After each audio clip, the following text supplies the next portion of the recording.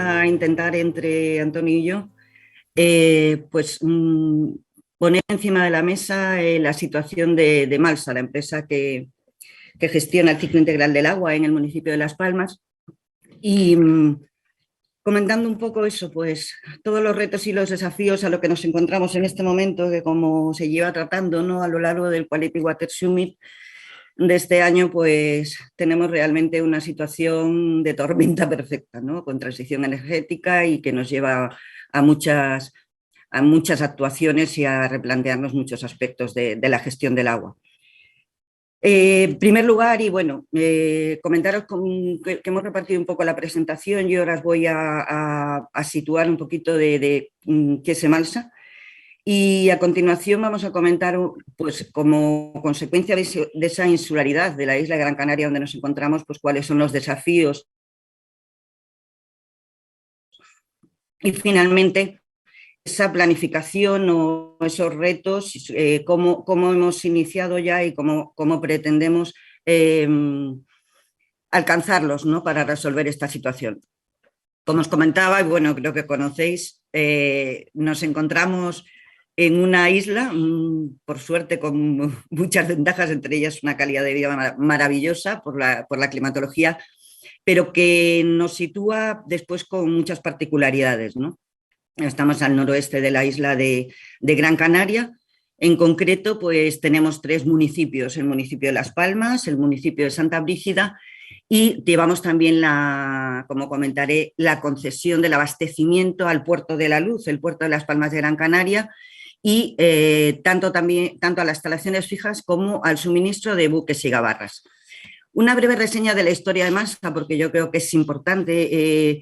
En Malsa, en el año 46, es cuando se funda, porque se municipaliza ahí y se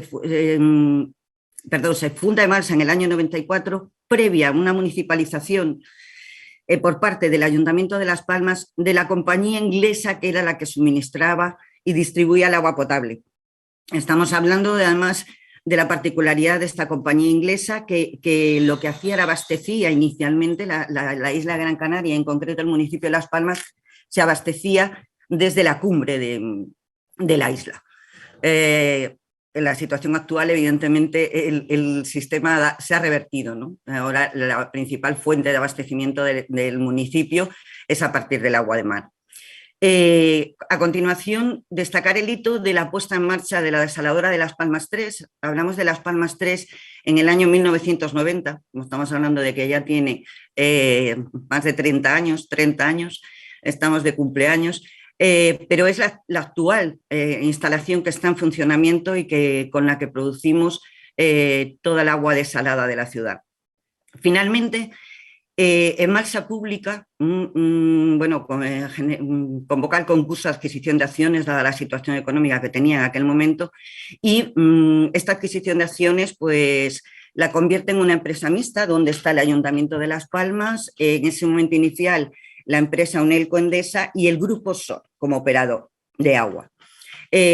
A continuación se amplía el contrato de Malsa, la concesión, con el contrato que decía del municipio de Santa Brígida, donde llevamos el abastecimiento de agua, y posteriormente esta concesión se completa con el suministro de agua a las instalaciones del puerto. En el año 98, Malsa hasta este momento solo llevaba el abastecimiento, y en el año 98 se produce la entrega a Malsa de los servicios de abastecimiento y depuración, porque hasta ese momento esto estaba en manos de una municipalidad que era quien explotaba estos dos servicios.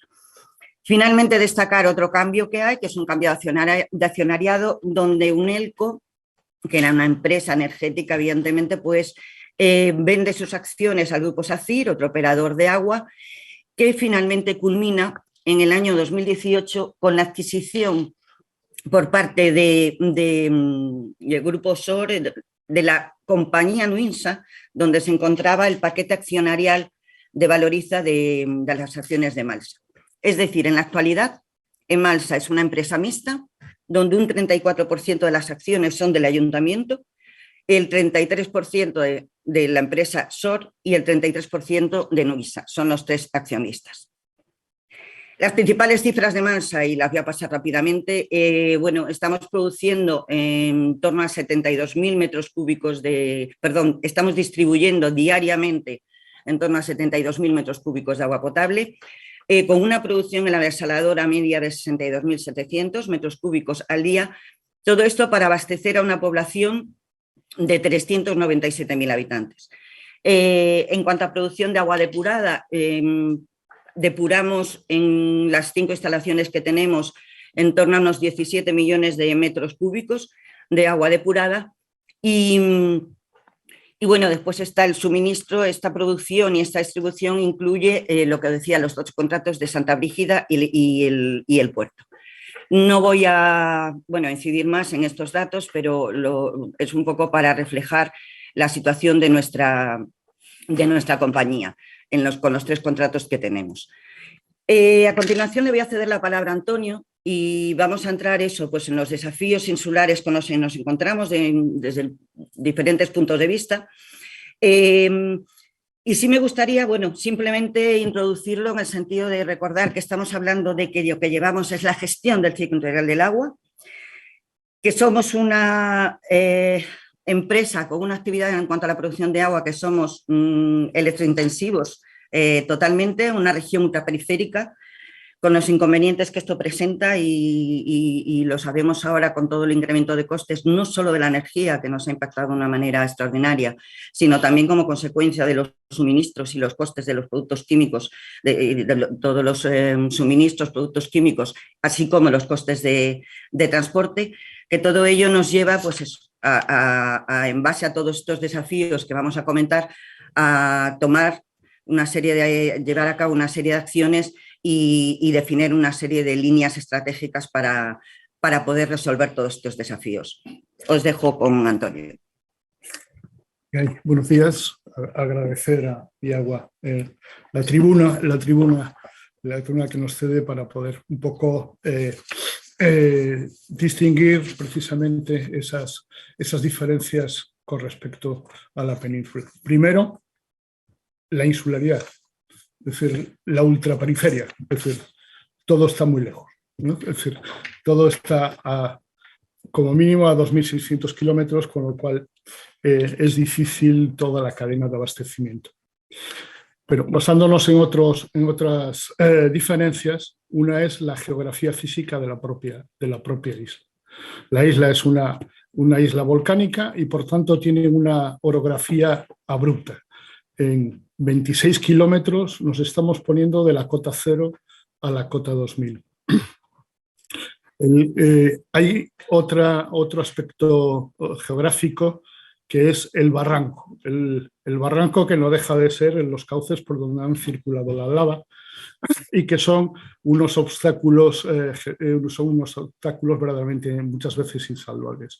Decir que en las islas aproximadamente hay unos 2.000 barrancos y solamente en lo que nos afecta a nosotros podemos estar hablando de unos 32 barrancos. Aparte, como más accidentes geográficos, tenemos lomos y montañas y las calderas, que son producto de las propias erupciones volcánicas, ¿no? a lo largo de los siglos. ¿A qué cifras nos lleva esto? Pues a que tenemos unos 1.800 kilómetros de red de abastecimiento, que tenemos que tener una alta profesión de depósitos, unos 48 depósitos con una capacidad de 0,48 hectómetros cúbicos, perdón, que tenemos que tener 22 estaciones de bombeo de agua potable para salvar esta cota desde los 0 hasta los 1.200 que tenemos abastecimiento, y 150 sectores dentro de los cuales hay instaladas unas 300 reguladoras de presión por el mismo caso geográfico. Con respecto a la red de saneamiento, pues las cifras estarían en 960 kilómetros de red de saneamiento, exclusivamente un depósito de tormenta centralizado en la zona de baño. Pero volvemos a repetir cifras de bombeos. Es decir, hay 23 estaciones de bombeo de aguas residuales, 7 de estaciones de bombeos de agua pluvial y agua salina. Estamos al borde del mar, donde en la superficie urbana es plana y por lo tanto hay una pequeña red que recoge todas esas aguas de infiltración del subsuelo para poder después volverlos a distribuir hacia el mar. Y los barrancos, como son los conductores de esa agua, de esa lluvia que existe, pues existen unos 212 decantadores, que es una infraestructura muy típica canaria, que es donde se va a recoger el punto de recogida de las aguas de escorrentía. Clima. Bueno, tenemos una climatología muy diversa y además esa diversidad climática va en función del gradiente de altura al que estemos.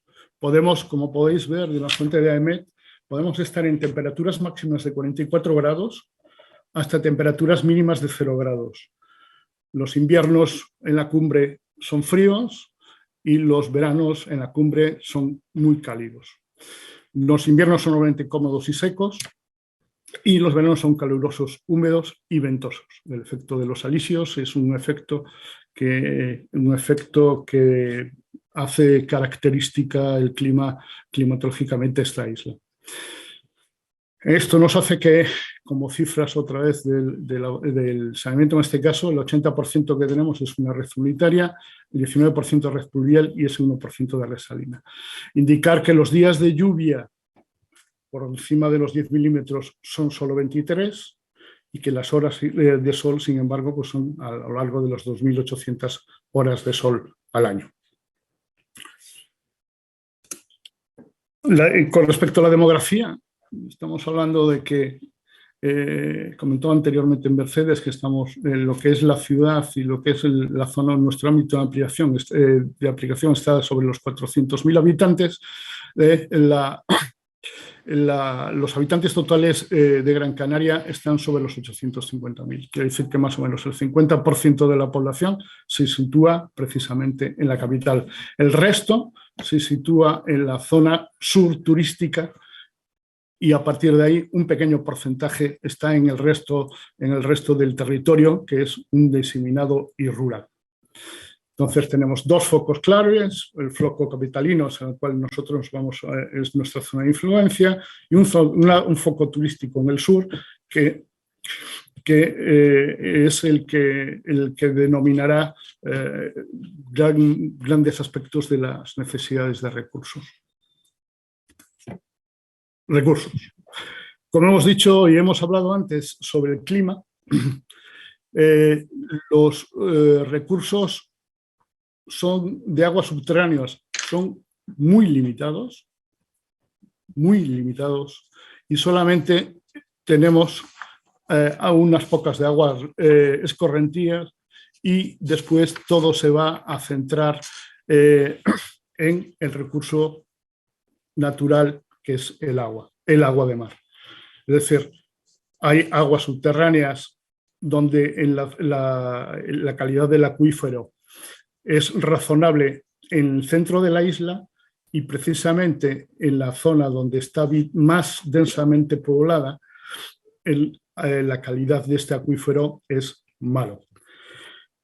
Con esto, la historia del abastecimiento, como comentó también antes Mercedes, históricamente el abastecimiento nacía en la cumbre y venía hasta el sur, hasta el norte, hacia la zona poblada.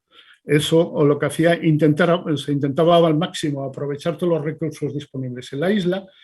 Entonces, para todas esas aguas de escorrentía, pues el Malsa dispone de 5 presas con una capacidad de 1,7 hectómetros cúbicos vacías. Para aprovechar las aguas subterráneas de calidad que quedan disponibles en la parte alta de la isla, se dispone de 4 pozos, 3 sondeos y 14 galerías, donde vamos a recuperar o vamos a utilizar 1,1 hectómetros cúbicos al año de esos recursos subterráneos. Además, tenemos más o menos 30 puntos de compra repartidos a lo largo de toda la geografía para complementar esto, 30 puntos de compra de recursos subterráneos para completar las necesidades de agua. Eso aproximadamente 1,7 hectómetros cúbicos al año son las... Y por último, pues evidentemente con todo esto es insuficiente para una población de 450.000 habitantes y como comentó también Mercedes, hace 30 años se empezó a trabajar en la desalación. De hecho, Las Palmas 3 es la segunda estación desaladora peninsular y hasta hace muy poquito la más grande de toda España. Como recurso complementario dentro de la depuración existen 4 EDAR con una capacidad de unos 52.000 metros cúbicos día de tratamiento y 3 tratamientos terciarios. Esto evidencia claramente la necesidad de la circularidad del recurso. La obsesión va a ser reutilizar, reutilizar, reutilizar.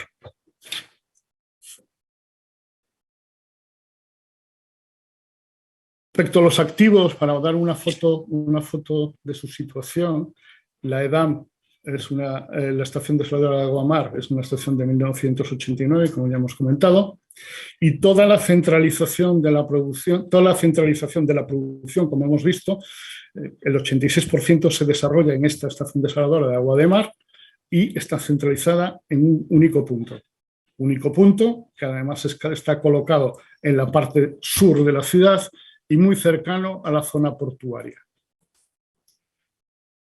Tenemos de la red de abastecimiento unos 188 kilómetros con una antigüedad de 30 años, aunque como hemos visto antes, la capacidad de almacenamiento de la ciudad es aproximadamente para 7 días, sin embargo existen todavía zonas muy concretas donde esa capacidad de almacenamiento no es suficiente o no se acerca a las 48 horas, que es nuestro objetivo. Como materiales, todavía seguimos teniendo el 10,5% de fibrocemento y además tenemos una problemática especial que se manifiesta cuando la utilización de aguas desaladas, que es un alto número de incidencias en las tuberías de polietileno, que en este caso son del 26,7% sobre respecto a los kilómetros totales de red. Como hemos dicho, evidentemente los recursos en la parte alta y en la parte media son cada vez más escasos, con lo cual tenemos problemas de alternativas de suministro hacia esas zonas. Existe legalmente, además, una obligación de suministrar con agua desalada a todas las zonas que están por debajo de la cota 300. Con respecto a la depuración, la EDAR de Barranco Seco, que es la EDAR más grande de nuestro ámbito, es de 1998. La capacidad de depuración es 60.000, con lo cual vemos que estamos trabajando casi con el 100% de la capacidad que tenemos de infraestructura. Existen 524 kilómetros de antigüedad con más de 30 kilómetros con una antigüedad de más de 30 años y además, bueno, geográficamente, evidentemente, como hemos comentado antes, tenemos una abrupta geografía que acaba todo en una planicie que está pegada al mar. En esa zona es precisamente donde vive el 80% de la población capitalina. Estamos en la zona baja, muchas de las edificaciones tienen parte de sus infraestructuras por debajo del nivel del mar, con lo cual tenemos aportaciones salinas a la red de saneamiento. Promovido por la geografía abrupta, pues efectivamente hay una multitud de puntos de descarga de sistemas solitarios. Y, como hemos comentado antes, falta capacidad de iluminación porque únicamente tenemos en estos momentos un tanque de tormenta. Muy bien. Sí, vamos a hablar de otro aspecto, que es el aspecto diferenciador, que es la gobernanza, y le cedo la voz a Mercedes. Bueno, voy a comentar rápidamente un poco otro de los grandes desafíos y otro de los grandes retos, que es la gobernanza. En las Islas Canarias, las administraciones que tienen competencias sobre el ámbito hidrológico son, en primer lugar, la Consejería del Gobierno Autonómico. En concreto, es la Consejería de Transición Ecológica, lucha contra el cambio climático, planificación territorial, y dentro de ella la Dirección General de Aguas, pero también tiene competencia la Consejería de Política Territorial, Sostenibilidad y Seguridad. Y a continuación, a diferencia de la península, donde existen las diputaciones, en Canarias tenemos los cabildos insulares, que sus competencias se centran sobre todo en el ámbito hidráulico, en la realización de las obras hidráulicas, excepto aquellas que se declaran de interés general. En el caso de las obras de interés general, evidentemente es una competencia del Ministerio de Transición Ecológica, y normalmente la ejecución la lleva a cabo la consejería, en este caso correspondiente del Gobierno Autonómico. Dentro de los cabildos insulares está el organismo fundamental a nivel de isla, ¿vale?, que es en este caso el Consejo Insular, y en concreto el que nos afecta a nosotros, el Consejo Insular de Gran Canaria. Ellos tienen como competencia la elaboración y la aprobación inicial de los planes hidrológicos y la revisión del mismo en su caso, como ha ocurrido ahora con el último, y así como el control de la ejecución del planeamiento hidrológico.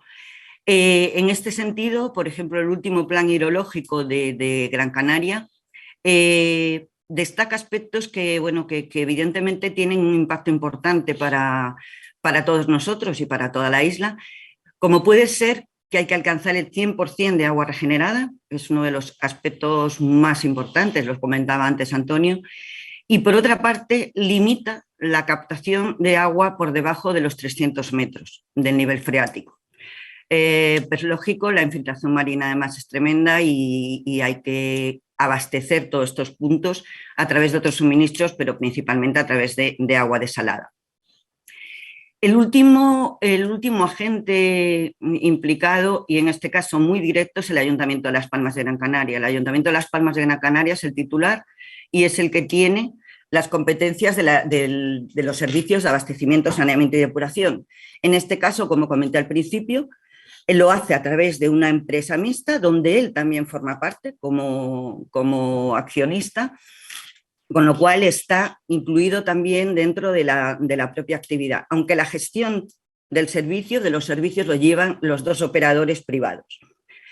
¿Esto qué representa? Bueno, pues representa que el reto que decía, al tener esta competencia el Ayuntamiento de Las Palmas, tenemos, yo creo que tiene y a su vez Emalsa un objetivo en el que ya se ha empezado a trabajar y se lleva tiempo trabajando, pero que hay que dar un paso adelante y de manera urgente, que es la modernización del ciclo del agua. En todos los aspectos, es decir, en los aspectos de cumplir la directiva marco, es decir, desde el punto de vista de quien contamina paga, de que la gestión de esa demanda para reducir los consumos, dada la situación de la falta y la escasez del recurso. Por otra parte, gestionar también todo el tema de eficiencia de redes para evitar pérdidas, que son las dos principales líneas en las que podemos defender el recurso y actuar de manera sostenible. Pero para todo esto se necesitan herramientas y que son básicas y que nos van a permitir la adaptación legal. En concreto, pongo ahí de referencia el nuevo reglamento del servicio de agua, es decir, un servicio tiene que estar muy claro y muy bien definidas las normas de juego y las normas que establecen la relación entre el usuario y el prestador de servicio. Y para que se haga una idea, estamos hablando de que el reglamento de aguas de Las Palmas de Gran Canaria es del año 81. Hay que actualizarlo, hay que eliminar el mínimo de servicio, que es totalmente insostenible, primar a aquel que consume de manera razonable y cargar de alguna manera y que asuma los costes aquel que desperdicia agua. Por otra parte, es fundamental porque no existe, únicamente existe a nivel autonómico un reglamento de vertidos a la red de saneamiento que nos permita controlar la contaminación y aplicar el principio de quien contamina paga. Volvemos a lo mismo que establece la propia directiva marco. Es decir, no puede ser que los usuarios de Las Palmas pues tengan que asumir los costes de determinadas industrias que vierten a la red. Incluso en algunos casos se da de entidades que tienen abastecimientos propios, como pueden ser plantas desaladoras pequeñas, y que en cambio, como consecuencia de tal como están definidos los reglamentos o no existen, pues no se les pueda facturar el agua que depuran o el agua que vierten a la red de saneamiento. Todo ello lleva a, creo que en este sentido, la asignatura pendiente es una adecuación de tarifas, no solo desde el punto de vista económico. En Las Palmas de Gran Canaria las tarifas llevan desde el año 2009 y 2010 sin actualizar. Y bueno, hoy hemos estado hablando a lo largo de la mañana de los incrementos de costes, y es evidente que esta situación no puede ser así. Además, vuelvo a repetir, la directiva marco lo establece, pero es importante también esa adecuación para lo que decía, una nueva estructura tarifaria, definir los usuarios en todos los aspectos. Las Palmas de Gran Canaria solo tiene 2 usuarios, domésticos y centros oficiales, y creo que es una asignatura pendiente y que en estos momentos surge, porque todo ello nos permitiría resolver también parte de esta situación y de estos desafíos. Finalmente, hay otra línea fundamental y estratégica en la que se ha trabajado y el Ayuntamiento ha elaborado, con la colaboración de Malsa como gestores, el Plan Estratégico de Infraestructuras Hidráulicas, que a continuación comentará rápidamente Antonio, donde nos va a permitir eso, pues acometer todos esos retos de aquí a 10 años que nos surgen, ¿no? Como consecuencia de toda esa situación que tenemos en cuanto a activos e infraestructuras. Y finalmente, Antonio también comentará en esta otra línea estratégica todas las acciones que ya hemos empezado a llevar a cabo a partir de mediados del año pasado como consecuencia del incremento del coste de energía, que nos ha llevado de manera inmediata a poner en marcha un plan de eficiencia energética y que hemos podido iniciar y estamos empezando a conseguir pues importantes resultados en cuanto a la reducción por ejemplo, de consumo específico en la propia red o rendimientos. Pero bueno, sin más, vamos a poner un vídeo donde se resume, yo creo que de manera muy visual, el gran reto de la ciudad, con la colaboración de todas las administraciones para conseguir fondos, que es el Plan Estratégico de Las Palmas de Gran Canaria. Las Palmas de Gran Canaria pone en marcha el Plan Estratégico de Infraestructuras Hidráulicas del siglo XXI, con el que aseguramos el suministro en cualquier situación y eliminamos los vertidos al mar. Un plan clave para el desarrollo económico, social y medioambiental del municipio, que cuenta con la mayor inversión en infraestructuras hidráulicas hecha en la historia de Las Palmas de Gran Canaria. Con la ejecución de este proyecto, garantizamos la calidad de vida de los ciudadanos y les damos el mejor servicio de un bien esencial, el agua. El Plan Estratégico de Infraestructuras Hidráulicas es la herramienta con la que el Ayuntamiento de Las Palmas de Gran Canaria, junto a Emalsa, acometerá la transformación de la red de forma planificada y eficaz. Un centenar de grandes intervenciones que en 10 años transformarán la red de saneamiento y abastecimiento, respondiendo a las necesidades actuales del municipio y haciendo la gestión del agua más sostenible. Una nueva desaladora en la zona norte del municipio duplicará la capacidad de producción de agua potable, complementando a la actual y garantizando, cada una por separado, el abastecimiento ante cualquier circunstancia. El plan de infraestructuras contempla la renovación o instalación de más de 1000 kilómetros de redes de abastecimiento y saneamiento, que equivalen a 4 veces los kilómetros de costa que tiene Gran Canaria. A las 4 depuradoras existentes se sumará otra, en la zona de El Puerto, que aumentará la capacidad diaria de tratamiento y reducirá la presión a la que está sometida hoy la de Barranco Seco. Construiremos 18 tanques de tormenta para contener agua cuando llueva torrencialmente y 17 nuevas estaciones de bombeo, que se sumarán a las 30 existentes. 8 de ellas servirán para descentralizar la llegada de aguas residuales a la estación de bombeo Teatro y las 9 restantes para extender el saneamiento al 100% del municipio. Además, con 8 nuevos depósitos de agua potable estratégicos y actuaciones en los ya existentes, mejoraremos el suministro y la capacidad de regulación. A estas grandes infraestructuras se unen otras actuaciones, menores en dimensión, pero no en importancia, pues juntas harán de Las Palmas de Gran Canaria una ciudad resiliente. 660 millones de euros en 10 años que generan más trabajo y riqueza a Las Palmas de Gran Canaria.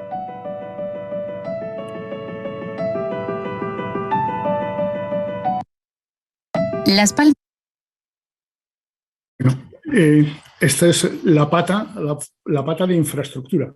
Es decir, dentro de la planificación estratégica, pues una de las patas es generar, una de las líneas maestras es la generar unas infraestructuras resilientes que sean capaces de adaptarse a la disminución de los recursos, al cambio climático y al cambio climático. Pero hay que trabajar todos los días.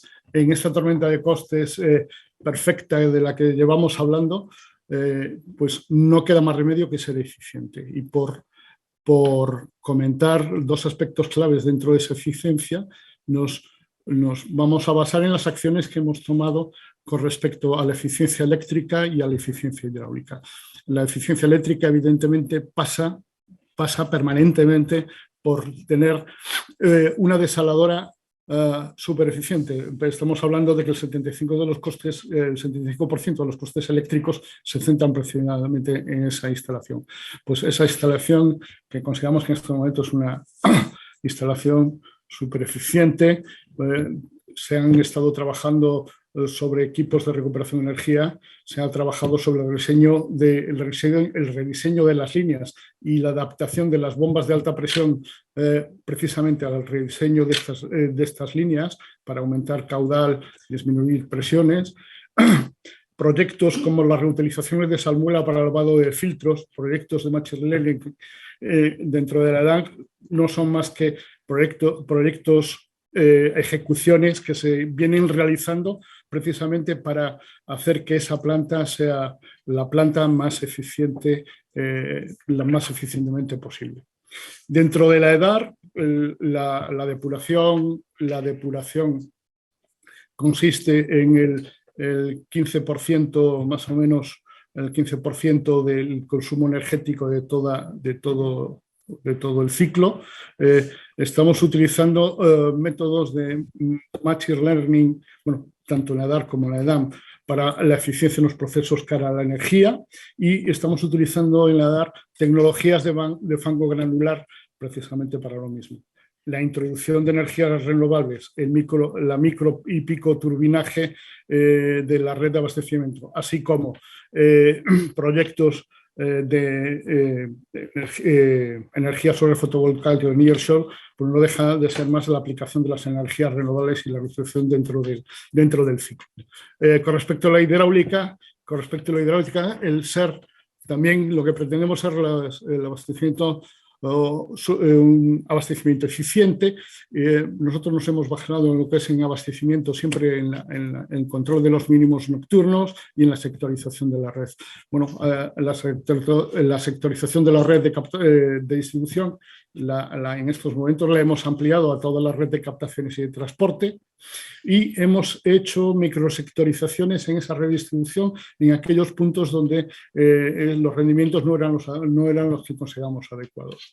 Todo esto con el control activo de presiones para seguir manteniendo un sistema de abastecimiento tranquilo, pues hace que los rendimientos sean unos rendimientos hidráulicos más que aceptables. Estamos con proyectos de Smart Metering que lo que nos permiten no solamente el dar el conocimiento de lo que está pasando a la gente, a los abonados en sus casas, sino lo que nos permite es establecer en todas las zonas que vamos implantando el control del rendimiento diario, lo que hace que disminuyamos el tiempo de maduración de las fugas o de los eventos. Lo mismo, evidentemente, todo esto estamos haciéndolo con la implantación que hemos hecho de inteligencia artificial aplicada precisamente a estos controles de sectores y Smart Metering. Lo mismo en la red de saneamiento, con el control activo de la sedimentación para mejorar los caudales, la circulación de caudales a través de toda la red de colectores, y la aplicación precisamente también de la inteligencia artificial a esa gestión de los eventos, de los activos y la modelización de los sistemas. Yo con esto damos por finalizada la exposición, que espero que haya sido de su agrado, y imagino que quedamos a las expensas de las posibles preguntas que haya.